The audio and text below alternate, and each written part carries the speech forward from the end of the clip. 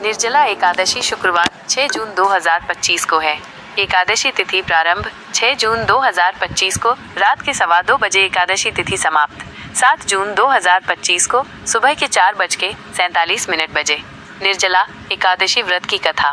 निर्जला एकादशी का व्रत की कथा आज आपको सुनाऊंगी। इससे पहले हमारे YouTube चैनल को सब्सक्राइब कर ले। पहले भीमसेन व्यास जी से कहने लगे कि हे पितामह, भ्राता युधिष्ठिर, माता कुंती, द्रौपदी, अर्जुन, नकुल और सहदेव आदि सब एकादशी का व्रत करने को कहते हैं, परंतु महाराज मैं उनसे कहता हूँ कि भाई मैं भगवान की शक्ति पूजा आदि तो कर सकता हूँ, दान भी दे सकता हूँ, परंतु भोजन के बिना नहीं रह सकता। इस पर व्यास जी कहने लगे कि हे भीमसेन, यदि तुम नरक को बुरा और स्वर्ग को अच्छा समझते हो तो प्रति मास की दोनों एकादशियों को अन्न मत खाया करो। भीम कहने लगे कि हे पितामह, मैं तो पहले ही कह चुका हूँ कि मैं भूख सहन नहीं कर सकता। यदि वर्ष भर में कोई एक ही व्रत हो तो वो मैं रख सकता हूँ, क्योंकि मेरे पेट में वृक नाम वाली अग्नि है, सो मैं भोजन किए बिना नहीं रह सकता। भोजन करने से वह शांत रहती है, इसलिए पूरा उपवास तो क्या एक समय भी बिना भोजन किए रहना कठिन है। अतः आप मुझे कोई ऐसा व्रत बताइए जो वर्ष में केवल एक बार ही करना पड़े और मुझे स्वर्ग की प्राप्ति हो जाए। श्री व्यास जी कहने लगे कि हे पुत्र, बड़े बड़े ऋषियों ने बहुत शास्त्र आदि बनाए हैं जिनसे बिना धन के थोड़े परिश्रम से ही स्वर्ग की प्राप्ति हो सकती है। इसी प्रकार शास्त्रों में दोनों पक्षों की एकादशी का व्रत मुक्ति के लिए रखा जाता है। व्यास जी के वचन सुनकर भीमसेन नरक में जाने के नाम से भयभीत हो गए और कांपकर कहने लगे कि अब क्या करूं?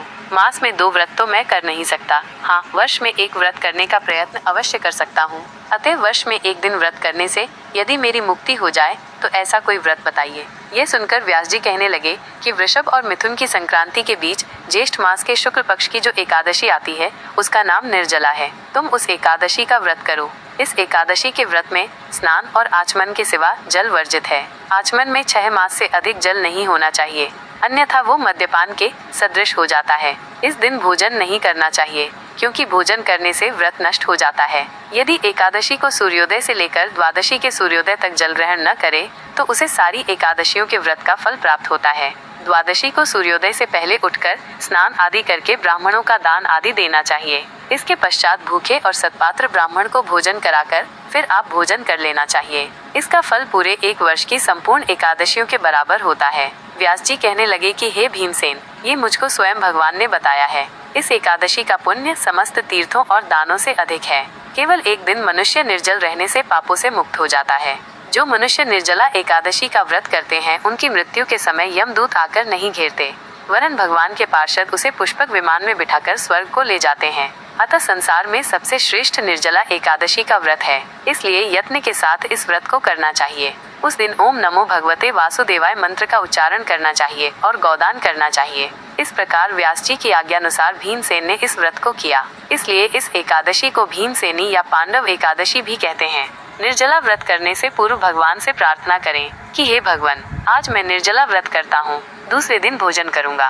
मैं इस व्रत को श्रद्धा पूर्वक करूँगा, अतः आपकी कृपा से मेरे सब पाप नष्ट हो जाएं। इस दिन जल से भरा हुआ एक घड़ा वस्त्र से ढंक कर स्वर्ण सहित दान करना चाहिए। जो मनुष्य इस व्रत को करते हैं उनको करोड़ पल सोने के दान का फल मिलता है, और जो इस दिन यज्ञादिक करते हैं उनका फल तो वर्णन ही नहीं किया जा सकता। इस एकादशी के व्रत से मनुष्य विष्णु लोक को प्राप्त होता है।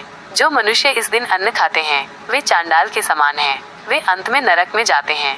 जिसने निर्जला एकादशी का व्रत किया है वो चाहे ब्रह्म हत्यारा हो, मद्यपान करता हो, चोरी की हो या गुरु के साथ द्वेष किया हो, मगर इस व्रत के प्रभाव से स्वर्ग जाता है। हे कुंती पुत्र, जो पुरुष या स्त्री श्रद्धा पूर्वक इस व्रत को करते हैं उन्हें अग्रलिखित कर्म करने चाहिए। प्रथम भगवान का पूजन, फिर गौदान, ब्राह्मणों को मिष्ठान व दक्षिणा देनी चाहिए तथा जल से भरे कलश का दान अवश्य करना चाहिए।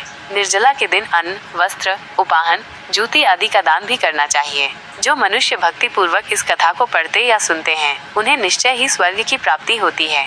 इस कथा के बाद भगवान विष्णु जी की आरती जरूर सुने, तभी कथा पूरी मानी जाती है। भगवान श्री हरि विष्णु जी की आरती। ओ जय जगदीश हरे, स्वामी जय जगदीश हरे, भक्त जनों के संकट क्षण में दूर करे, ओ जय जगदीश हरे। जो ध्यावे फल पावे, दुख बिनसे मन का, सुख संपत्ति घर आवे, कष्ट मिटे तन का, ओम जय जगदीश हरे। हरे मात पिता तुम मेरे, शरण गहूँ किसकी, तुम बिन और न दूजा, आस करूँ जिसकी, ओ जय जगदीश हरे। तुम पूर्ण परमात्मा, तुम अंतर्यामी पार ब्रह्म परमेश्वर, तुम सबके स्वामी, ओम जय जगदीश हरे। तुम करुणा के सागर, तुम पालन करता, मैं मूर्ख खलकामी, कृपा करो भरता, ओ जय जगदीश हरे। तुम हो एक अगोचर, सबके प्राणपति, किस विधि मिलूं दया में, तुमको मैं कुमति, ओ जय जगदीश हरे।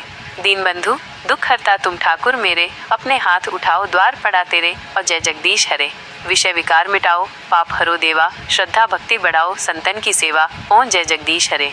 ओम जय जगदीश हरे, स्वामी जय जगदीश हरे, मायातीत महेश्वर मनवच बुद्धि परे, ओम जय जगदीश हरे। आदि अनादि अगोचर अविचल अविनाशी, अतुल अनंत अनामय अमित शक्ति राशि, ओम जय जगदीश हरे। अमल अकल अज अक्षय अव्यय अविकारी, सच्चित सुखमय सुंदर शिव सत्ताधारी, ओम जय जगदीश हरे। विधि हरि शंकर गणपति, सूर्य शक्ति रूपा, विश्व चराचर तुम ही विश्वभूपा, ओम जय जगदीश हरे। माता पिता पितामह स्वामी, सुहृद भरता, विश्वोत्पादक पालक रक्षक संहर्ता, ओम जय जगदीश हरे। साक्षी शरण सखा प्रिय प्रियतम पूर्ण प्रभु, केवल काल कला निधि कालातीत विभो, ओम जय जगदीश हरे। रामकृष्ण करुणामय प्रेमामृत सागर, मनमोहन मुरलीधर, नित नव नटनागर, ओ जय जगदीश हरे। सब विधिहीन मलिनमति, हम अति पातकी जन, प्रभुपद विमुख अभागी, कलि कलुषित तन मन, ओम जय जगदीश हरे। आश्रय दान दयार्णव, हम सबको दीजय, पाप ताप हर हरि सब, निज जन कर लीजय, ओम जय जगदीश हरे।